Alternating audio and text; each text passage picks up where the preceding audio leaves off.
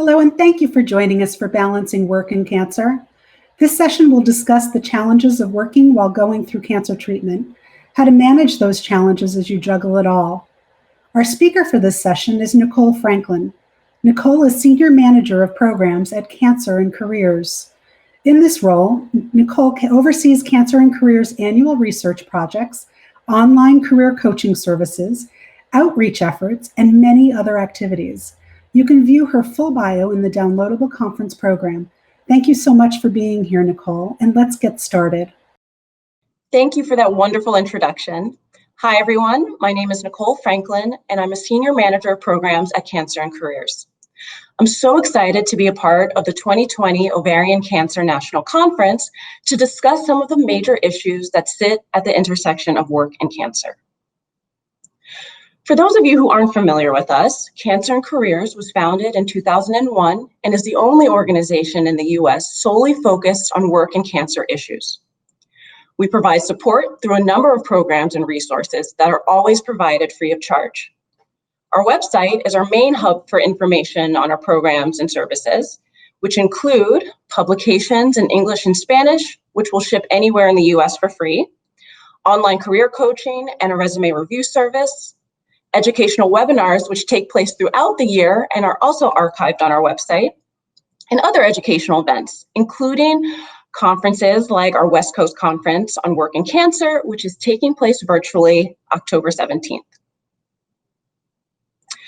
Before we jump in, I'd like to take a moment to acknowledge the constantly shifting landscape due to the pandemic and how it's impacting all of our lives in one way or another, both personally and professionally.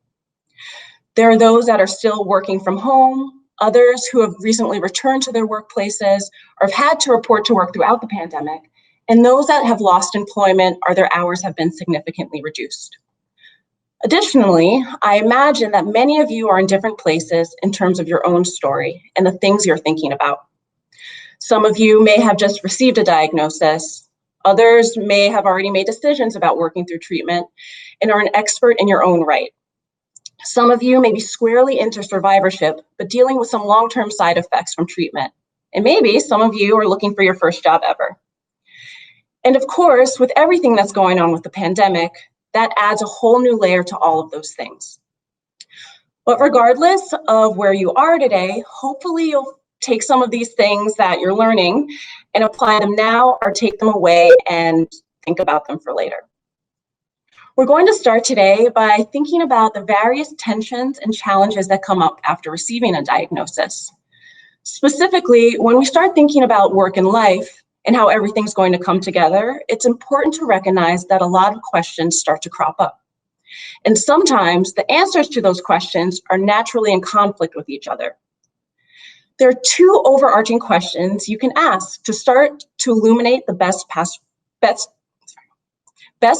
forward for you.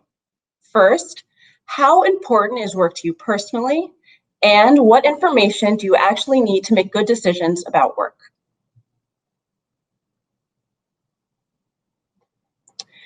Inevitably, this will lead to a host of additional questions because, as we know, what we want is not always what we can do. So then, how do you find a path that's workable? Some additional questions to consider include, how will work affect your treatment and schedule and vice versa? When talking with your healthcare team about what's going to be important, you'll want to think about things like how side effects will kick in. With some treatments, people feel unwell almost immediately, in which case maybe you want to schedule treatment for Friday so you have the weekend to recover. With other treatment protocols, the effects don't kick in until a few days later, in which case maybe scheduling the appointment for Wednesday makes more sense.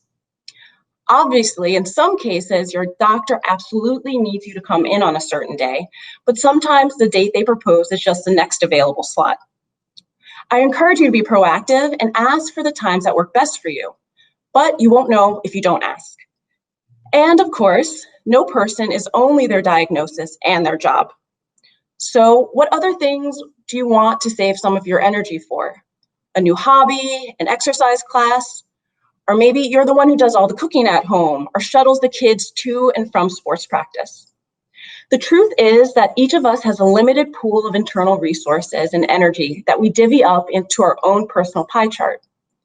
And when cancer gets added to the mix, that pie gets smaller as treatment continues, and prioritizing becomes even more important. For many people, finances and insurance are tied to their jobs, and that's very important. So often, those are the driving factors in determining whether or not to work during treatment. Or maybe they're important, but they're not the number one reason. Many people want to continue working because first and foremost, it's part of their identity. It's who they are. Particularly in this country where when we meet someone for the first time, we ask, what do you do? Not what's your favorite food or have you read any good books lately? We're basically asking, how do you contribute to the world? Which is a pretty profound question. So for some people, finding out that their ability to work will be compromised can lead to a secondary crisis, an identity one. In these cases, it can be helpful to talk to your healthcare team, including a social worker, about the ways in which you can take care of yourself emotionally if it looks like your capacity to work might become impacted. In an effort to answer these questions and make decisions, you're going to need to do a lot of information gathering. And this slide illustrates the 3 buckets into which that information can be sorted. So we've already talked about the first bucket, which is medical and treatment information, but I just want to make another quick point on that, which is it's important to share very specific information with your healthcare team about what you do for work. It's not enough to just tell them, oh, I work in sales or I'm an administrator at a school. You need to provide details about your day-to-day routine and responsibilities. The next bucket is work information. You'll want to look into the benefits you have, such as paid time off and health insurance, but also existing workplace policies, such as donated leave pools. This information is usually found in your employee handbook or the initial paperwork that you sign when you first start your job. And the third category is legal information. I'm not an attorney, so while I'm going to talk about the law, I'm going to do so in very general terms. But I strongly encourage anyone who has specific questions about their situation to reach out to a legal professional. The law plays a very important role in thinking about and talking about work and cancer, which is why I include it. Understandably, for some, it can seem scary to think about the law in your job, but I want to emphasize the point of discussing this topic is not because I think it's likely that an employment situation will become litigious. Rather, it's because legal and practical issues do not exist in separate vacuums. Often, when there's a practical concern, there's a legal piece to it as well. And for many people, the law becomes a very valuable tool for helping them create a plan for working during treatment. I want to start by mentioning an important law that is often the key tool in navigating work after cancer, the Americans with Disabilities Act. My goal in giving you a little background today on the ADA is so that you know it's something that you should look further into based on your own situation. To start, the ADA is a federal law, meaning that it applies in all 50 states. The part that is relevant to work and cancer comes from Title I, and like all laws, it has certain requirements that must be met in order to use it. In broad strokes, they are: 1, your employer must have a minimum of 15 employees for the law to apply to them. 2, you must have the necessary skills, certifications, and qualifications to do the job. And 3, your disability must meet the criteria determined by the ADA. If you meet all of these requirements, the ADA protects you from discrimination and may also provide access to reasonable accommodations, which we'll circle back to a little later on in the presentation. Again, this is just a quick overview of the ADA as something to consider. Also, it's important to note that you might be further protected by individual state fair employment laws. For example, New York's minimum is less than 15 employees. I encourage you to speak with a legal professional to determine if you're eligible to use the ADA's protections. Now, I want to talk a little bit about the online space. At Cancer and Careers, we often hear from survivors about the role the internet is playing in helping them through their cancer experience. For many, it creates a sense of community and a way to feel better in the moment. But it also creates a written record of information that can be difficult to get rid of. At the same time, research indicates that more and more employers and hiring managers are Googling employees and prospective candidates, not necessarily to find something negative, but rather to get additional information about the people they work with or to confirm something that they already like about a particular candidate. Still, it's possible to come across information that that person would prefer that they didn't see.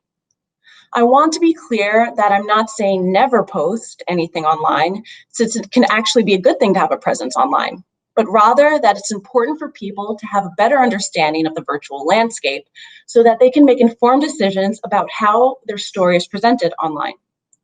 Some of you may now be thinking, but I'm always really careful with my privacy settings. Doesn't that mean I'm protected? The answer to that question is it's a little more complicated. One of the reasons it's so important to make clear decisions about what specifically you're going to share online is that privacy policies on mainstream social media platforms are constantly changing because Facebook and sites like it are designed to sell us things. And in order to keep making new deals with advertisers, they change their privacy policies frequently and often without notice. On the plus side, that's one of the reasons we don't have to pay for Facebook and Instagram, but it does make trying to keep up with those changes pretty impractical and time-consuming. So the idea here is that you want to be thinking about the fact that even in those online spaces where you've connected with people and they've connected with you and there are privacy settings in place, it doesn't mean that it's a perfectly secure and structured system. As an alternative, which some of you may already be familiar with, are these two sites, My Lifeline and CaringBridge. But for those of you who aren't, they're both social networking sites that are specifically designed to be a safe space to share updates about your cancer experience. They are a more controlled environment and have a higher level of privacy than mainstream social media networks. However, there are still a couple of things to consider. While their privacy policies are easier to follow, they are not 100% automatically protected. So if you're going to use these sites, it's worth taking time to think about reading through the privacy policies, figuring out what protections that are offered at each level of security, and figuring out which one is going to work best for you. So you should also note that these sites often have options for you to link with mainstream social media like Twitter, and we tend to recommend that you do not link. And in general, it's always a good idea to review the privacy policies for any website where you're sharing personal information. So now that we know that many privacy policies provide imperfect protection, what are some other steps to take? We recommend developing a personal disclosure plan. One step is to make clear decisions about what, if any, information about your cancer journey you're going to share online and off, and where you're going to share it in terms of specific websites and blogs. And as you're thinking through what's going to work best for you, it's a good idea to spend some time considering the potential long-term effect of online disclosure. It may be the case that some of you have already disclosed at work and everyone's really supportive, and that's an incredible position to be in. But the fact is that the internet doesn't go away, and so it's important to think beyond the right now and consider the possible long-term impact, because none of us can predict the future. So you may find yourself unexpectedly looking for a job 5 years from now, or your supportive employer may move on and be replaced by someone who starts Googling their new staff. And there's no way to know how that person is going to respond to the information they find. Then, once you've made those decisions, communicate them to people in your network, whether they're family and friends or people you're just connected to online. So even if you've shared your preferences with your loved one, it's still a good idea to monitor what others are posting so you have a sense of what's out there. You may also want to consider your relationship to the larger cancer community. For example, if you volunteer with a cancer-related organization, while you may be okay disclosing that you're a volunteer, you might not necessarily want to disclose that you're a survivor yourself. And that's fine. You can still mention the affiliation. Just give careful thought to the language you use when referencing your involvement. So this leads us to the question, what can you do to control about what shows up? So this leads us to the question, what can you do to take control of what shows up about you in a Google search? I'm happy to say there are plenty of opportunities to take control about what shows up about you in searches by taking a strategic approach to what you post online. People don't know what you don't share with them, and in a work context, social media can be a forum where you can not only tell, but show people who you are as a professional. Social media sites like LinkedIn, Twitter, and others you see listed on this slide rank very high in Google searches.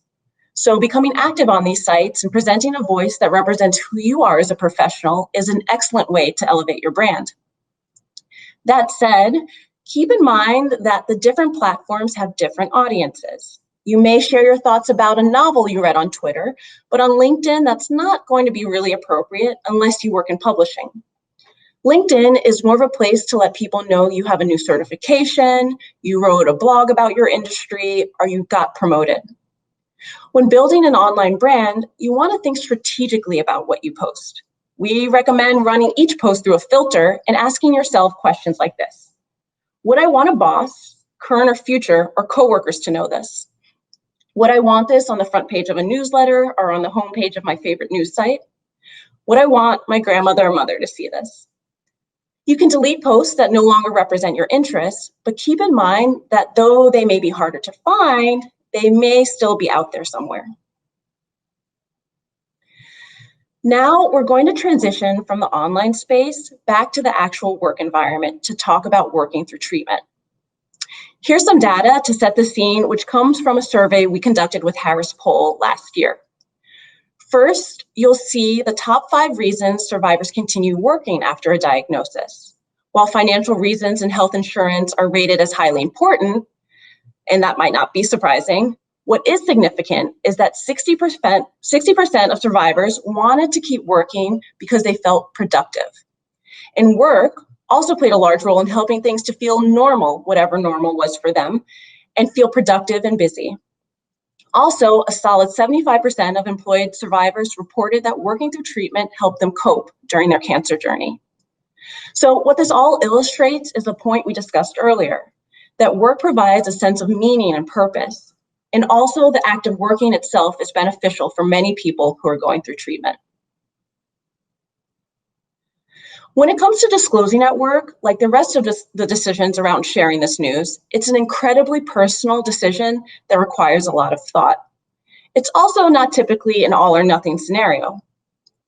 But just so that we're all on the same page, you're not required to provide information about your health or your health history to your employer, current or prospective, nor can they ask. That said, there can be situations where you might have to share some information in order to access your rights under the law. This doesn't mean sharing every last detail about your diagnosis or prognosis. It just means that you might have to provide some support for why you're eligible to ask for whatever you're asking for. For example, it would be difficult to credibly file a complaint against your employer for discrimination under the ADA if they had no idea you had a condition to discriminate against. So if you're thinking through whether to share, it's important to consider all the angles. When I get questions regarding whether or not to disclose, I like to say, you can always say more later, but you can't erase something that's already been said. If there's a need for you to divulge more information down the road, that you can be prepared to do so, but you don't have to offer it right away.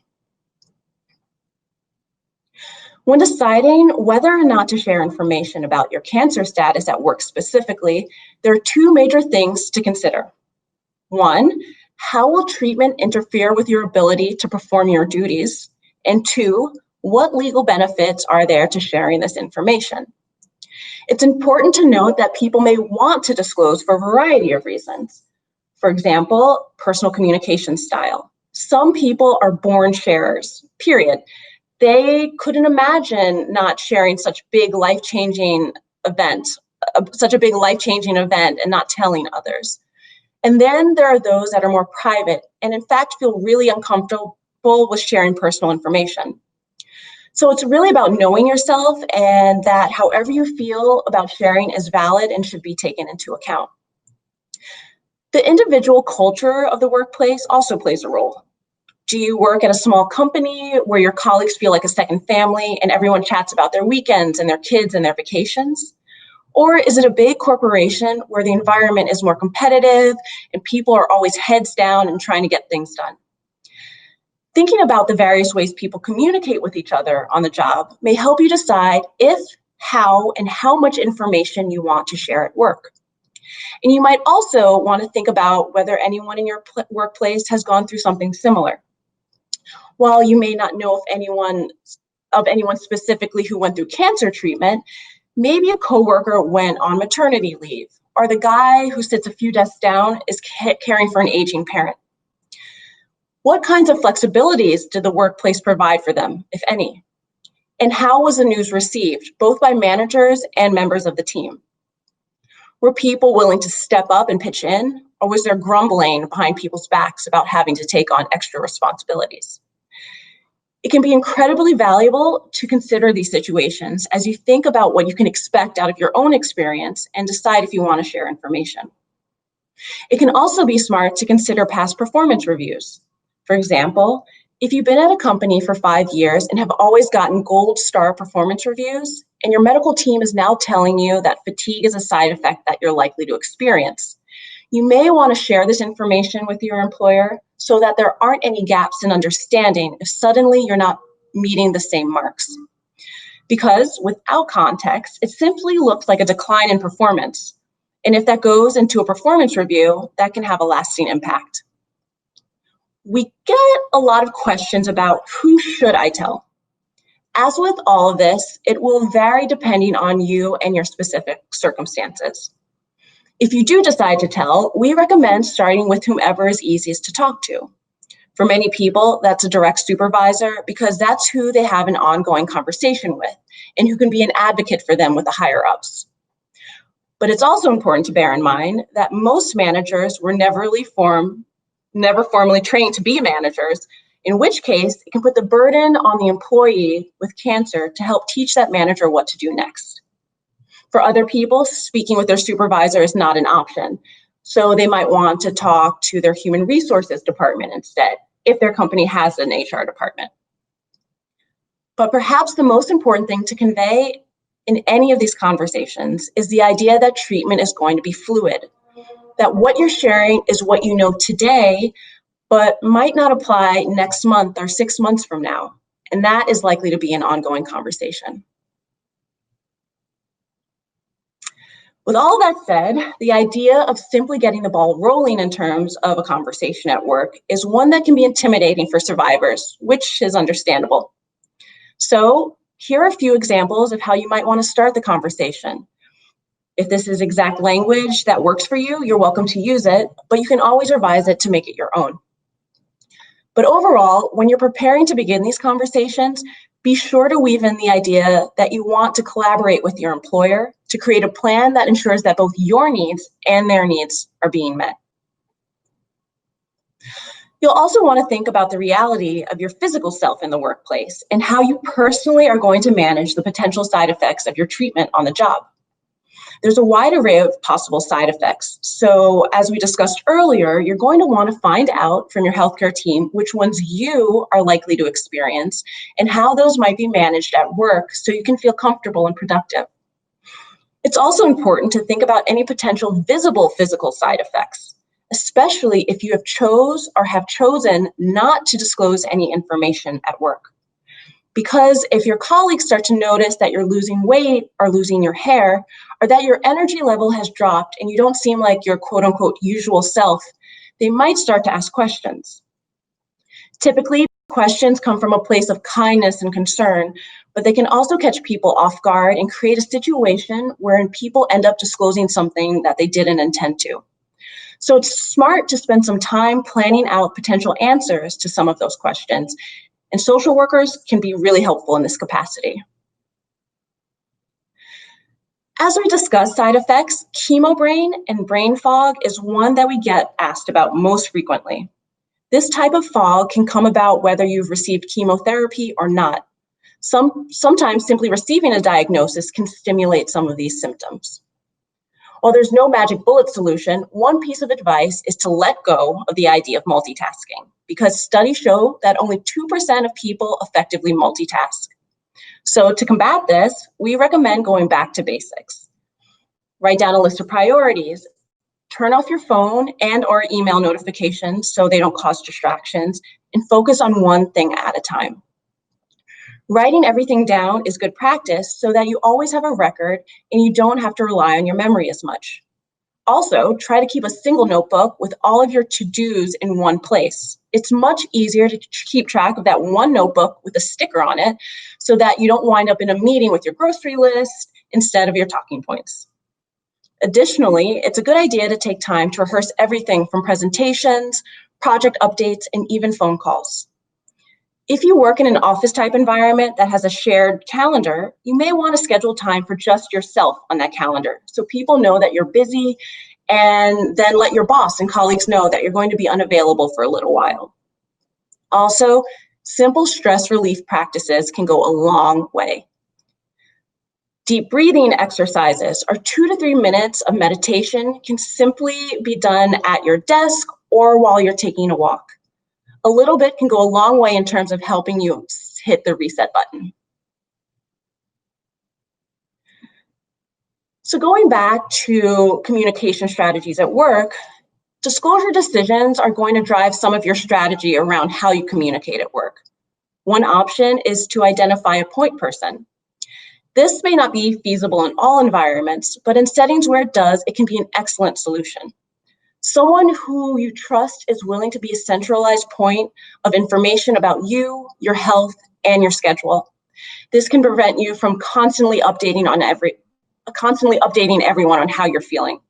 And that person can also be your go-to about what's happening at work if you need to be away for a doctor's appointment or for any other reason. It's also important to be clear about your priorities and have a good understanding of what your team is expecting from you and how you'll deliver it. Whether or not you've disclosed, this is something you should do in collaboration with your supervisor if you can. And then this final point about limits can be a real challenge. This is a time when it's critical that you're honest with yourself about what you can and cannot do at work, and that you set fair boundaries and stick to them. Something to keep in mind here is that the way we articulate our needs in the workplace is going to be different than how we articulate those needs to a loved one. At home, when we've reached our limit or hit a wall, we might be able to express ourselves more verbally, loudly, in slamming your door kind of way. Obviously, at work, that's likely to be unacceptable. So then the other piece of this is figuring out where those limits are and recognizing the signs before you reach that point so that you can recalibrate before it happens. What often helps with this is rehearsing what we call professional no's. And on this slide are a few examples of how to do that. As you make a return to work, one strategy to use is reasonable accommodations, which I mentioned earlier are one benefit of the ADA if you qualify. Basically, they're tools that can be used to make working through treatment or returning to work after treatment more manageable. It is much easier to think about how these might work with examples, so we've broken them up into categories for you on the next couple of slides. Before we move on, just to note that there's a lot of information available on what reasonable accommodations are, how to use them, and how they can be valuable for both you and your employer. For this information, you can check out our website, as well as the 3 resources on the slide to get you started. Another helpful place to look is the Q&A section of ada.gov.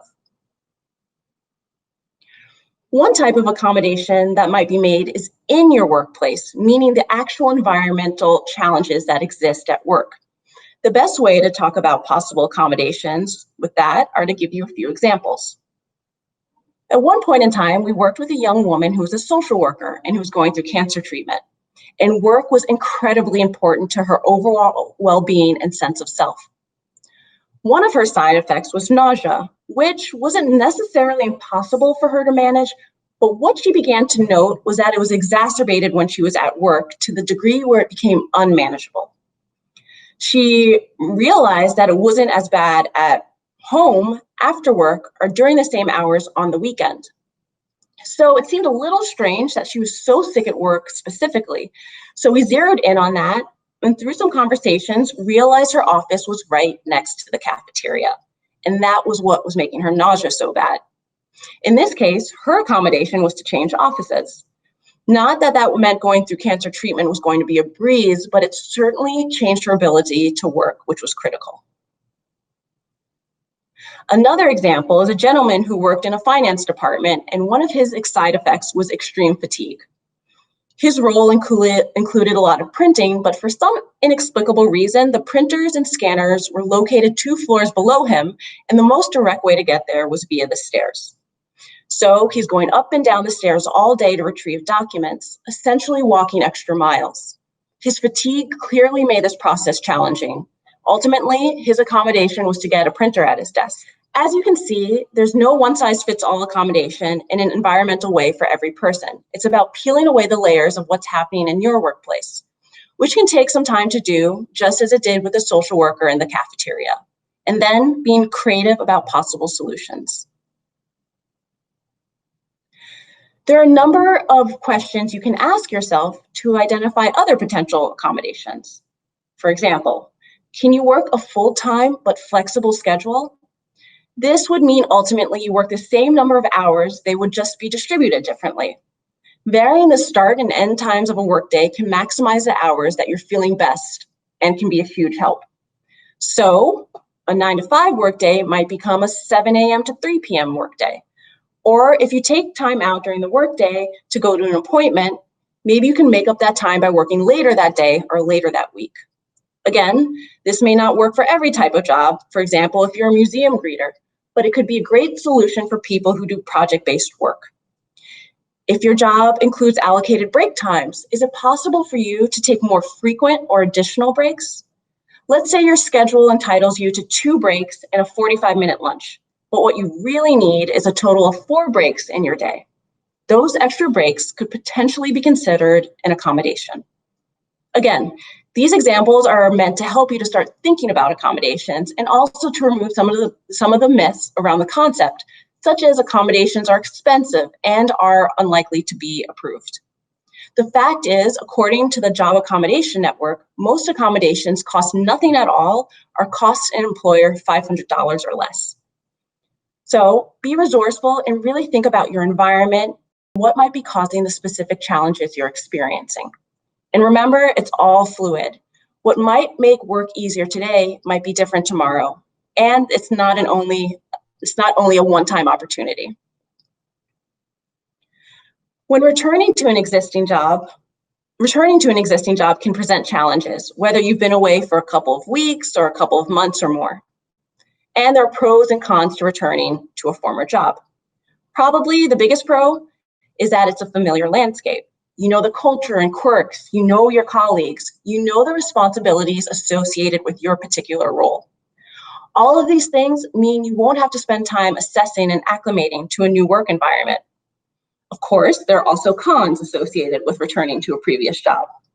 There's a very sneaky and sometimes insidious before cancer picture, which I think many of us have in various areas of our lives, particularly as we get older. So it's wise to remind yourself that it's okay, and in fact, it's a good idea to ease back into a routine.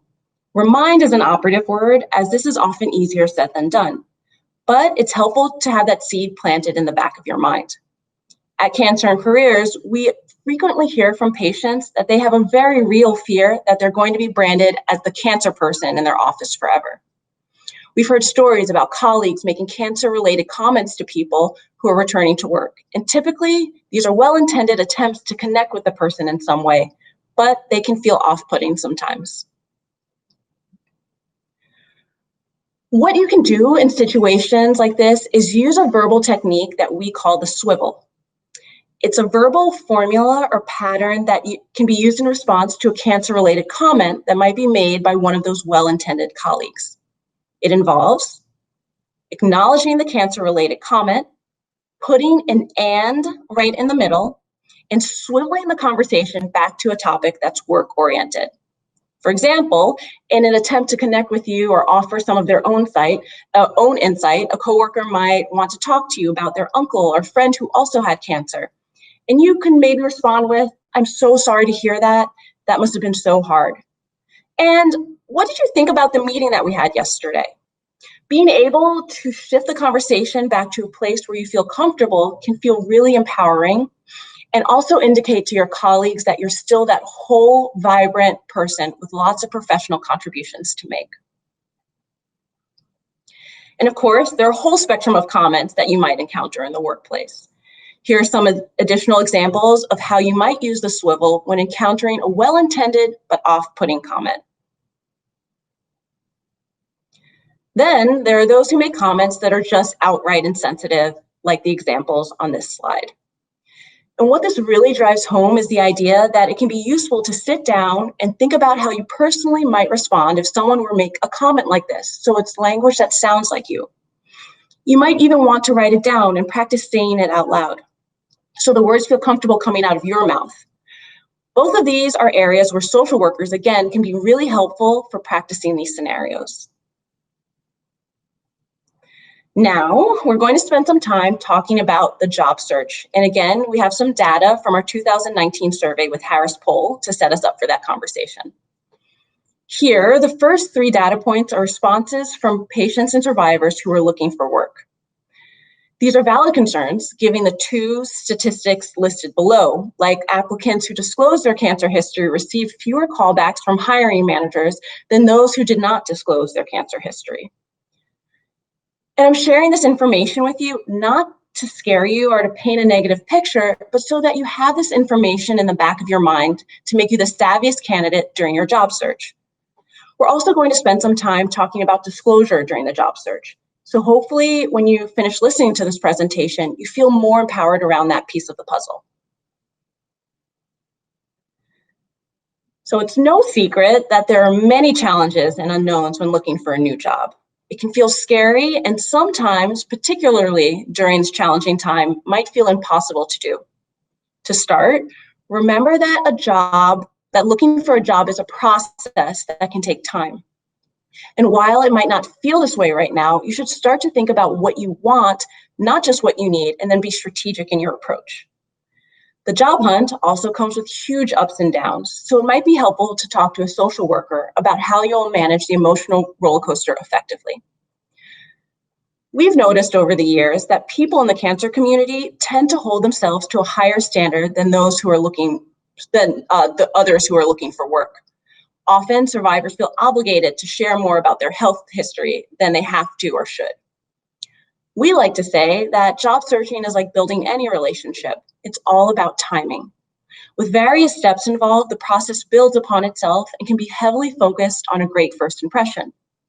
In this case, it would be your cover letter, your resume, your LinkedIn profile, etc. If we were to use dating as an example of relationship building, the first phone conversation with a potential date is going to have a different feel to it than a marriage proposal. So if someone shows up on a first date and is like an open book, sharing all of their idiosyncrasies and quirks immediately, that's going to read a little differently than if that same information came up in 6 weeks or 6 months or 6 years. In the same way, you're not going to go on a first job interview and admit that you chew gum really loudly or that you always leave your stuff in the conference room after a meeting. So I encourage you to keep in mind that it's important to behave appropriately in the context of which stage you're at in the job search process. And projecting appropriate confidence and control is a great way to do so. Finally, during this time where so much can feel and is out of our control, there are elements of job searching that you can focus on right now that are completely within your control. Things like working on your resume, perfecting a cover letter, getting into the habit of networking, and embracing the new virtual way everyone is connecting. According to one of our career coaches, currently more than 85% of jobs are found through other people versus job boards, headhunters, or ads. So it goes without saying that networking is a necessary part of job hunting process. I think a lot of people struggle with the idea of networking because it feels like they're asking for a favor, which can feel especially challenging if you've been out of the game for a while due to treatment and recovery. But the fact is that basically anyone you know can be a source of networking. So it's important to not think too narrowly, for example, that you should only network with people you've worked with before, because that isn't the case. Friends, neighbors, members of your faith community are all potential contacts. There's also great online resources for this, such as LinkedIn, which I imagine most of you might be familiar with. It's like Facebook, but for professionals. LinkedIn has also become the go-to source for employers looking to hire. According to a recent study, 87% of recruiters reported that LinkedIn is the most effective recruitment tool when vetting during the job process. Given that it's being used so much to find talent, you want to make sure that you're utilizing it to the fullest potential. And you can do that by writing a compelling profile, asking for strategic and substantive recommendations, and posting professional updates and joining relevant groups. As important as LinkedIn and your overall online presence are for job searching, they do not replace the time-tested tools of job hunting, starting with your resume and cover letter. I'm likely not telling you something that you don't already know, but let's review some tips and how to write them. An effective resume is one that's written with a particular audience in mind. It's professional, easy to read, and has impact. It summarizes your accomplishments succinctly rather than being an exhaustive list of everything you've ever done work-wise. Rule of thumb is usually 1 page for early career professionals and 2 pages for someone who's a little more seasoned. And lastly, a compelling resume must be future-focused and targeted towards your career goal. It's also helpful to know that there's more than one type of resume. The most common is the chronological resume, which takes the reader through a candidate's work experience, job by job, beginning with the most recent. But there's also the chronological functional resume. This is more of a hybrid and could be preferable for someone who has several gaps in their work history. This isn't as common, but it can be an option if you think that gaps are holding you back, so it might be worth experimenting with. As mentioned, it's also vitally important is the cover letter or cover email. Along with your resume, it helps you get in the door. That's what's key to know about a cover letter is that it should be tailored to the specific job in which you're applying for. It's also important to make sure that a cover letter isn't simply a regurgitation of your resume. Rather, it's an important opportunity to draw parallels and or highlight experience that make you uniquely suited for that role. You also want to make connections between your specific skill set and experiences to the specific job and company you're interested in. Now, touching on the disclosure and job search piece, as I mentioned before, disclosure is an important aspect to consider when it comes to the job search. A lot of people ask us if they should include their cancer history in their resume or cover letter, either as a positive or an explanation of some sort. My first response is always, do whatever you're comfortable with. But think about this. The goal of the cover letter and resume are to get you an interview based on your skills and potential. So in that case, your diagnosis and treatment aren't really a part of that conversation. Another important thing to consider is the fact that if you disclose your diagnosis in a letter, it will not be a dynamic exchange. And what I mean by that is that you won't physically be there when the employer initially absorbs that information. So you won't have the opportunity to explain anything or answer any of the questions they may have or to steer them back to questions about your skills. Bottom line, no one tells everything about everything during a job interview or even once they're hired. Communicate appropriately for where you are in the process and do whatever feels right for you. However, if you are 100% sure that you want to disclose during the hiring process, the cover letter and resume are really not the best way to do that. If you do feel that it's important to let your employer know about your health history before you accept a job, and I've certainly met a number of people for whom that was very important, we typically recommend that you wait until a little later on in the process.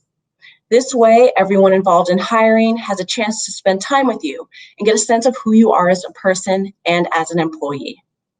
Instead of just reading that information in your cover letter and putting it immediately into the note pile. So if you think back to the job search as like dating slides, it's about sharing information based on where you are in the process. And of course, always remembering that you are never required to share that information. So for those of you who may have gaps in your resume, we're going to talk a little bit how to use the swivel in a conversation. So when asked about a resume gap, putting a positive spin on the situation can help greatly to put the recruiter or interviewer at ease and confirm that the gap doesn't have to do with negative work ethic or laziness. Since it is possible and totally reasonable that you will be asked about a gap on your resume, it's a good idea to become to come prepared with answers. If it comes up, be future-focused, non-specific, and brief. This slide has a couple of useful swivel examples that might be used in an interview situation. Again, spend some time figuring out language that feels right and comfortable for you. If someone says, "I see you have a gap on your resume. Can you tell me about that?" Of course, we want the answer to acknowledge the question and then swivel the interviewer's attention back to the job in question, the desire to get hired, and the skill set that is on the table. So despite some of the negatives of Google, one of the upsides is that you can use it to research a prospective employer, and you should. You want to find out as much as you can about a company before you meet with them. Obviously, knowing about the company is going to help you sound informed during the interview, but also it's smart to spend some time thinking about whether the company is going to be a good fit for your needs. If your interview is a result of having networked with someone on staff there, you probably already have a sense of what it's going to be like to work at that organization. But you'll still want to search for additional information. In other words, you want to do some fact-finding beyond the conversations that are happening as part of the interview process. So here, the pros and cons are kind of opposite to the ones we talked about when returning to an existing role. One of the things about starting a new job with a new employer is that it's a fresh start. According to our coaches, research shows that your first 90 days in a new job are the make it or break it time for success. This is the time you're assimilating, managing your energy, meeting new people, learning the culture, and developing relationships. Remember, you don't need to work a million hours. You should instead focus on creating a simple plan for the things I just mentioned. And you should break everything down into small pieces so it doesn't feel overwhelming. It's important for you to learn and understand what it means to be successful in your new company, and to remember every company is dysfunctional in some way. It's important to take care of yourself physically and mentally. And remember, people do not get hired in the hopes that they fail. They get hired in the hopes that they will succeed. Finding the right person for a job is time-consuming and costly. So your new employer is going to want to do everything possible to make a success out of your employment. Listed here are some additional resources we offer to help you navigate work after cancer and can be found on our website.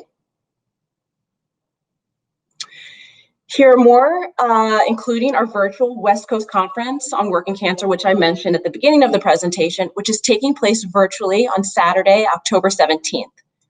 Registration is open. Really hope you can join us. And here are some additional resources specific to rights and protections. Also, the Job Accommodation Network has a ton of information regarding the ADA and reasonable accommodations. So if you're interested in learning more about how those might help you in the workplace, definitely check out their website. And finally, here's my contact information along with other ways to connect with CAC. Feel free to reach out to us at any time. Thank you again.